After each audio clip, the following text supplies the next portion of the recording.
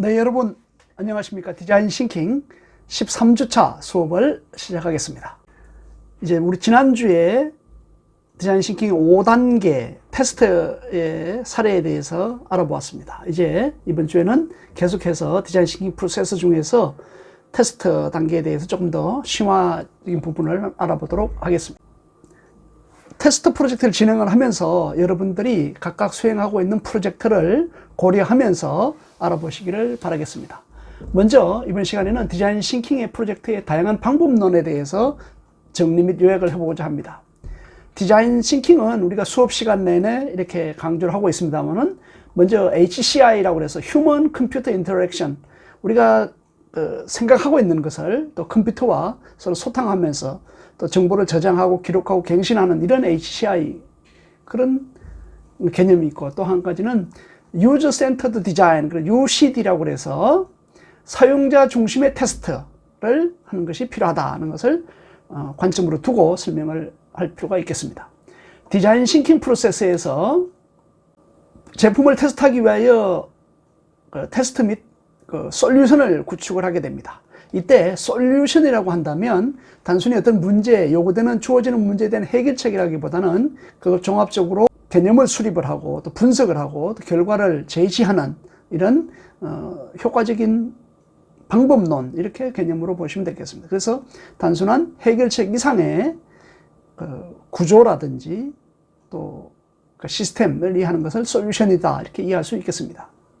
실제 우리가 테스트를 하면서 사용자 경험이 어렵다면 디자인팀은 반드시 문제점을 해결하기 위해서 잠재적인 솔루션과 어떤 난관, 이런 것들을 리스트화해서 목록을 찾아서 해결해야 된다는 것을 염두에 두어야 합니다. 요약을 한다면 우리가 사용자가 시제품을 가지고 테스트했을 때 어려움을 느낀다, 그것이 이제 사용자 경험상 어려움이 발생하게 된다면 디자인팀, 디자인을 해결하고자 하는 여러분들, 디자이너, 발명자, 연구자들은 반드시 그 문제점을 해결하기 위해서는 잠재적인 솔루션과 어떤 해결책이 있을까, 어떤 방안이 있을까, 이런 것들, 그 다음에 난관, difficulty, 어려운 점들을 그걸 정리를 해서 그걸 찾아가지고 해결해야 된다는 점을 염두에 두어야 될 것입니다. 이것이 바로 사용자 중심의 디자인 테스트라고 합니다. 이때 우리가 시제품을 테스트를 하게 되면은 사용자의 피드백을 받게 됩니다. 그때 가치가 대단히 높다는 것을 염두에 두어야 되는데요. 사용자의 구체적인 활동과 목적에 대한 이해가 만약에 없다면 테스트를 반복적으로 하더라도 실패하게 된다는 것입니다. 이때 각 단계에서 통찰력을 발휘하고 적용을 해야 한다는 것입니다. 결론적으로 말한다면 테스트에서 우리가 유념해야 될 부분들은 디자인팀은, 그러니까 연구자나 발명자나 개발자들은 반드시 가능한 한 피드백을 받아야 됩니다. 피드백을 찾아야 합니다. 그리고 테스트의 목적으로 실제 사용자에게 적용해야 하고, 또 결과를 분석함으로써 제품에 대해서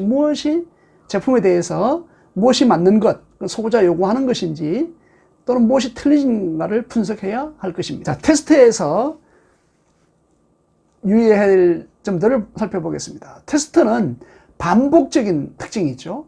또 유연하고 또 복잡한 디자인 싱킹 프로세스라고 할 수 있겠습니다.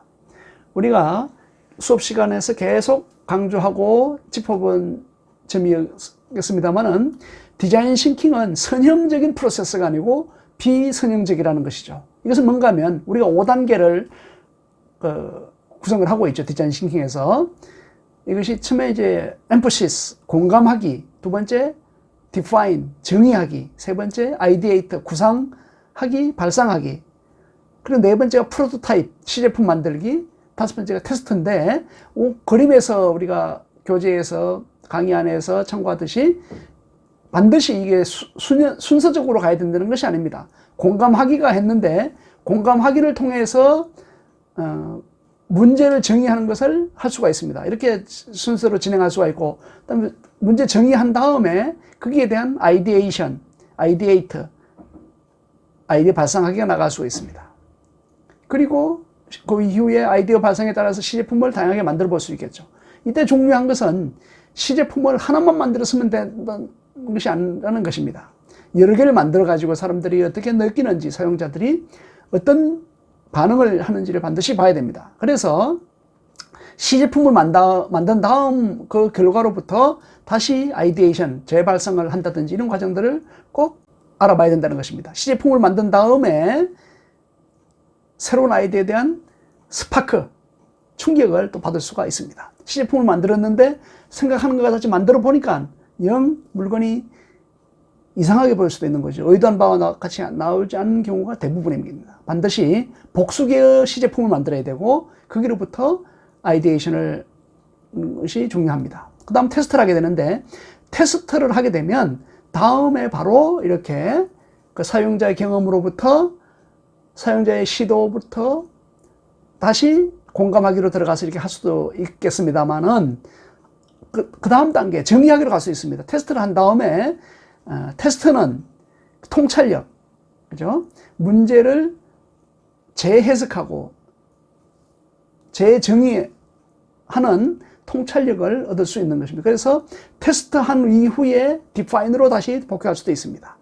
다음, 테스터는 새로운 아이디어, 프로젝트에 대한 새로운 아이디어를 창출할 수 있습니다. 테스트를 해보니까 시장의 고객의 요구라든지 또 더 나은 제품이라든지 이런 것들에 대한 사용자 피드백을 받아가지고 바로 아이디에이션 단계로 들어올 수도 있겠습니다. 이런 같이 또 시제품을 통해서 공부를 하게 되는 것이죠. 네, 이것은 우리가 링크를 그 강의 안에 담아놨기 때문에 꼭 여러분들이 확인하고 적용을 하시기를 바라겠습니다. 그 다음 사용자 테스트를 수행하기 알아보게 되는데요. 실제 환경에서 프로토타입을 테스트해야 합니다. 이것은 가능한 한 실제 사용과 가까운 그런 맥락에서 프로토타입을 사용해야 되기 때문입니다. 사용자가 프로토타입에 대한 설명이 아닌 프로토타입을 설명을 하기 위한 이런 것을 받는 것이 아니고 경험에 반응하기를 원하는 경우에 또 실생활이 느껴질수록 이런 반응은 더욱 자연스럽게 됩니다. 그래서 프로토타입 테스트에서 중요한 점들은 설명을 해서 하려고 하지 말고 우리가 show, don't tell 이렇게 했죠. 보여줘라, 말하지 말고 실제로 테스트를 한 것을 이렇다 하고 설명을 하는 게 아니고 이런 걸 가지고 테스트를 해보니까 한번 사용해봐라 어떤가 이런 걸 봐야 된다는 것이죠. 그래서 우리가 실제로 예를 들면 신제품에 나왔을 때 그거를 시성, 자동차의 경우에 시성이라든지 또 실제로 뭐 VR, AR 제품들이 나왔을 때 이렇게 충격을 받을 수 있기 때문에 그것을 그 안내자가 실제로 들어가서 한번 체험해 보도록 하는 이런 경험도 많이 유도하고 있습니다. 이렇게 실생활에서 직접 접해봄으로써 더욱 자연스러운 반응을 얻을 수 있기 때문입니다. 그리고 이때 테스트에서 중요한 것은 사용자들에게 모든 것을 설명하지 않깁니다. 다 설명하고 그렇죠 이렇게 하는 것이 아니고 어떻습니까? 라고 물어보는 것이 중요합니다. 이때 테스트를 함으로써 사용자들에게 상황을 파악할 기회를 주고 그들이 제품을 어떻게 사용하는 건지, 예를 들면 어떤 것을 주었는데 그것을 가지고 사용자들이, 어린이들도 있겠죠, 또 주부도 있을 테고 성인도 있고 전문가도 있을 텐데 각각 그거를 처음 보는 사람도 있을 것이란 말입니다. 어떻게 반응을 하는지, 어떻게 사용하는지 이런 과정들을 살펴봄으로써 더 좋은 아이디에이션, 또 더 좋은 시제품을 만들 수 있는 계기를 주는 것입니다. 자, 다음으로는 테스트할 때 테스트 결과를 가지고 제품을 임프루브하는, 개선하는, 향상하는 이런 것들이 중요합니다. 이때 제품이, 시제품이, 서비스가 직관적인가 또는 사용자가 혼란스럽거나 또는 좌절하는가 이런 것들을 볼 수도 있습니다. 또 어떤 종류의 질문이 있는가, 사용자가 사용해 보면서 전혀 생각지 않게, 예를 들면 가격이 얼마예요? 어떻게 사용해요? 이게 뭐예요? 어떤 종류의 질문이 있는지를 한번 볼 수가 있는 것이죠. 색깔은 이거밖에 없나요? 이런 것도 있을 수 있겠습니다. 이를 통해서 구상하기, 아이디에이션이죠, 단계등 여러 프로토타입을 시험 세션에 가져오는 것이 도움이 됩니다. 다양한 질문에 대해서 이런 기능이 있습니까? 이렇게 할 경우에 그런 아이디어를 발생하는 데 도움이 된다는 것이죠. 사용자들은 이에 반응하고 비교할 수 있는 더 많은 정보를 얻을 수 있습니다. 사용자들은 질문을 하면서 또 다른 것들하고 비교도 해보고 이렇게 할 수 있다는 것이죠. 이렇게 프로토타입은, 시제품은 테스트할 때 우리가 프로토타입을 테스트하는 것입니다. 사용자를 테스트하는 것이 아닙니다. 우리 시제품이 어떤 것인가, 어떻습니까? 라고 하는 것을 테스트하는 것이 중요한 것이지, 사용자를 여러분들이 테스트하는 것은 아니라는 것이죠. 유념해야 됩니다. 이때 다양한 시나리오가 필요합니다. 다양한 시나리오라고 하는 것은 프로토타입을 하나만 만들어 놓고 어떻게 썼느냐, 이렇게 되면 제한적인 피드백을 받을 수밖에 없습니다.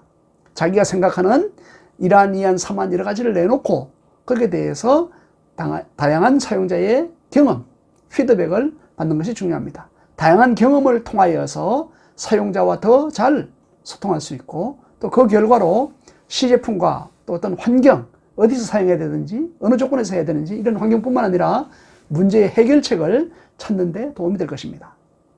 사용자들은 이에 이제 반응하고, 다양한 그 프로토타입 시제품에 반응하고 비교할 수 있는 더 많은 정보를 얻을 수 있게 되는 것입니다. 요약을 합니다. 테스트를 할 때, 우리 시제품을 테스트할 때 유의해야 할 점 5가지인데요. 대단히 중요하시겠죠? 첫 번째로는 사용자가 비교할 수 있게 해야 됩니다. 사용자가 비교할 수 있게 하려면 내 제품을, 내가 새로운 디자인을 한 거 있지 않습니까? 그것을 하나만 만들어서 되지 않는다는 것이죠. 복수개, 2개, 3개, 여러 개를 만들수록 좀 반응을 느낄 수 있는 것이고, 또 그게 없다면 타사 제품이라든지 이런 거하고 비교할 수 있도록 이렇게 또 제공을 해야 됩니다. 그래서 여러분들도 프로젝트 할 때, 반드시 연구를 할 때 그런 것을 해야 됩니다. 이렇게 하려면 어떻게 해야 돼요? 여러분들이 연구를 하고 노력을 해야 되겠죠. 하나만 만들어 놓고 시간이 없다, 이렇게 하다 보면 반응을 제대로 끌어낼 수가 없고 좋은 결과를 내기 어려울 것입니다. 두 번째, 계속 강조하는 점이지만은 테스트 시제품은 show, don't tell, 직접 경험하게 하라는 것입니다. 이게 설명을 하려고 하지 말라는 거죠. 설명해서 이게 뭘까요? 어떻습니까? 이런 것이 아니고 사용자가 사용을 해보고, 예를 들어 자전거를 만들었다, 그죠? 또 보드를 만들었다, 뭐 이런 것들, 카메라를 만들었다, 여러분 전공에 따른 어떤 서비스를 만들었다, 이렇게 할 때 어떻습니까? 하고 내가 다 설명하는 것이 아니고 사용자가 어떻게 하는지 show, don't tell 경험을 하도록 해야 됩니다. 세 번째는 사용자가 느낌이 어떠냐 이렇게 하는 것이 아니고 실제 UX죠. 사용자 experience, 사용자 경험을 말하도록 요청하라. 사용을 해보면 그거 어떻습니까? 우리가 설문을 하는 방법도 있고, 사용을 한 다음에 직접 또 가서 인터뷰를 하는 방법도 있고, 그래서 만나서 해결을 하고 정보를 찾아야 됩니다. 네 번째, 관찰하기입니다. 사용자들이 제대로 사용하고 있는지, 또 어떻게 사용하고 있는지, 이걸 뭐라고 생각하고 있는지, 어떻게 느끼고 있는지, 이런 것들을 관찰을 해보는 것이 중요합니다. 그걸 통해서 말을 하지 않아도 다양한 정보를 얻을 수 있습니다. 다섯 번째죠. 마지막으로는 후속 질문. 이건 팔로우업이라고 하는데, 다 사용하고 나서 어떤 의견들이 있지 않습니까? 그러면 그것들에 대해서 개선을 한 다음에 이 개선을 이렇게 했는데 어떻습니까? 하는 것을 확인을 해보고 요청을 하는 것입니다. 이와 같이 테스트할 때 5가지 유의할 점은 여러 번 반복해도 지나치지 않습니다. 중요성이 매우 있다는 것을 여러분들이 잘 알고 활용해 보시기를 바라겠습니다.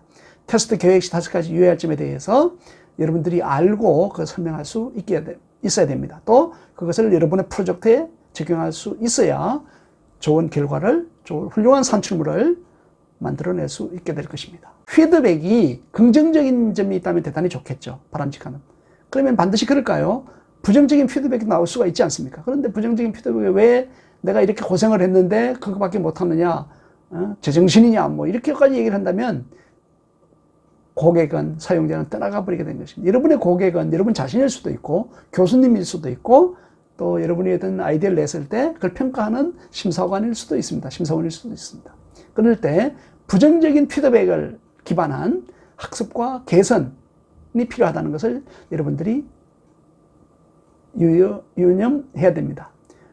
첫 번째는 관찰, 검토 및 종합하는 것이 필요합니다. 관찰을 하면 다양한 그 데이터가 있겠죠. 몇 사람이 했는지, 또 연령대라든지, 남성인지 여성인지, 장소라든지, 또 어떤 환경이라든지 이런 다양한 데이터가 나오게 될 것입니다. 또 그룹 패턴의 종합을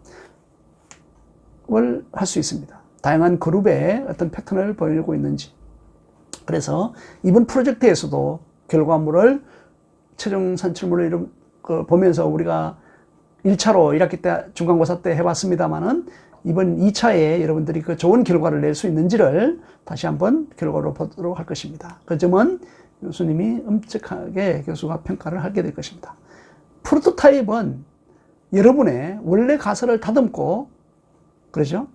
다음 라운드에서 그 제품을 훨씬 더 좋게 만들 기회를 줄 것입니다. 만들어 보지 않으면, 또 다양한 시제품을 만들어 보지 않으면 원래 가설을 원래 이렇게 반응할 것이다, 이렇게 사용할 것이라고 했는데 사용자들은 전혀 그것이 아니라면 어떻게 하겠습니까? 그래서 여러분들이 꼭 그 점에 대해서 유념하고 다음 라운드는 뭐 테스트에서 다시 만드는 제품이 되겠죠. 또 테스트까지 지금 하신 게 시제품이라면 이제 본제품이 나올 때 훨씬 더 좋게 만들 수 있는 기회를 줄 수 있다. 이것이 이렇게 활용하는 것이 부정적인 피드백이 있을 때 그것을 통해서 학습하고 개선할 수 있는 지혜라고 할 수 있겠습니다.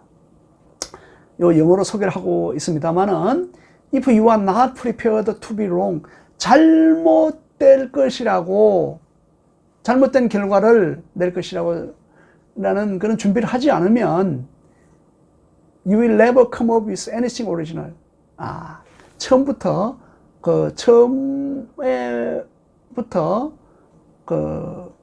처음에 만드는 것으로부터 더 좋은 것을 만들어낼 수 없다, 이런 것입니다. 이것이 이런 이제 견해들을 학자들이 내고 있는데, 여러분의 많은 피드백, 이런 것들의 중요성을 강조하는 것이기도 합니다. 부정적인 또 안 좋은 평가가 내더라도 그것을 왜 그런지 그것을 보완하는 이런 방법들에 대해서 프로토타입을 만드는 이유가 학습을 통한 개선이라는 점을 유념해서 더 좋은 결과를 만들어낼 수 있을 것입니다. 자, 그러면 이러한 테스트를 하는 또 디자인 신규 최종 목표는 무엇일까요? 바람직하고 실행 가능하며 지속 가능한 솔루션을 제공하는 것이라고 할 수 있겠습니다.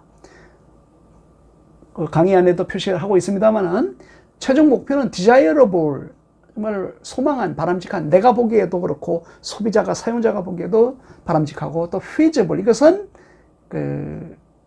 실행할 수 있는 feasible, 이런 부분들이고, 그리고 viable이라 가지고 이것은 지속 가능한, 이런 것입니다. 여기 이제 원으로 세 개를 그려놨는데 가운데 있는 부분이 바람직한, 이거는 이제 인간 사용자, 제작자든지 연구자든지 사용자든지, 그렇죠? 이런 사용자 측면에서 보는 것이고, 그다음에 feasibility, 이것은 실행 가능한, 이런 의미로 해석되는데 기술적인 면입니다. 테크, 기술적으로 이 구현이 가능한지, 작동이 가능한지, 우리가 휴대폰이라든지 또 뭐 태블릿 이런 데서 사용할 수 있는 것인지, 실제 사용하기에 편리한 것인지, 이런 것들을 보는 것이죠. 세 번째는 지속 가능한, 이게 이제 사업적으로 성숙 가능한, 이런 의미도 되겠습니다. 다 좋은데 사업적으로 별로 성공할 가능성이 없다, 이렇게 되면 우리가 채택을 해야 될까요? 우리한테 투자한 사람, 연구개발을 요청한 그룹에서 만족할 수 있을까요? 이런 부분들을 충족해야 됩니다. 그래서 이런 테스트의 최종 목표는 바람직한 점, 또 실행 가능한 점, 또 지속 가능한 점, 이런 것들을 종합한 솔루션을 제공하는 것이 목표라고 할 수 있겠습니다. 여러분들이 프로젝트를 하면서 시제품을 만들면서 꼭 이 점들을 검토하시고 반영할 수 있기를 바라겠습니다. 자, 테스트에서 중요한 점은 empathy, 공감하기와 compassion입니다. compassion은 예를 들면 불쌍하게 여기는 연민, 동정심, 뭐 이렇게 해석될 수도 있는데, 사용자들을 위해 우리는 제품을 사용하는 사람들과 함께 한다고 하는 것을 보여줄 필요가 있습니다. 여러분들 입장에서 했습니다. 뭐 어린이, 여성, 노인, 청년, 또 우리 학생들을 위한 이런 입장에서 했습니다고 하는, 이런 입장에서 접근하는 것이 필요합니다. 그 과정에서 함께 한다는 그런 개념에서, 그런 정신이 시작을 한다면 그 과정을 통해서 그들의 삶을 개선할 수 있을 것입니다. 이때 테스트를 우리가 한다는 것은 우리가 낸 첫 번째 아이디어가 최고의 아이디어가 아니었을 가능성을 열어둔다는 것입니다. 우리는 더 개선하고 있고 더 나은 제품을 만들 수 있도록 노력하겠습니다 하는 것을 보여주는 것입니다.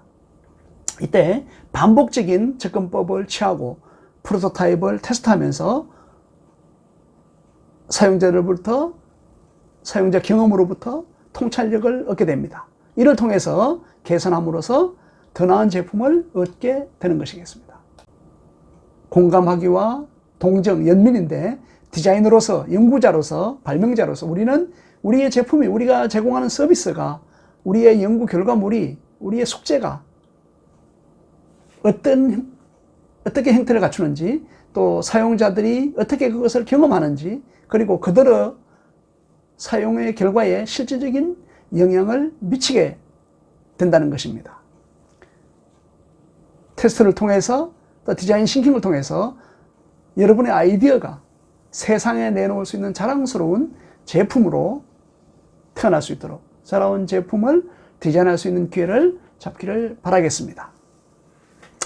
여러분의 프로젝트에 이 점이 어떻게 적용이 되는지를 꼭 반영을 하고 최종 결과물을 제출할 수 있도록 해주길 바랍니다. 13주 수업까지 수고가 대단히 많았습니다. 다음 주 최종 결과물을 여러분들이 꼭 멋진 창조적인 창의적인 산출물로 제출하기를 바라겠습니다. 수업에 함께해 주셔서 대단히 감사합니다. 수고했습니다.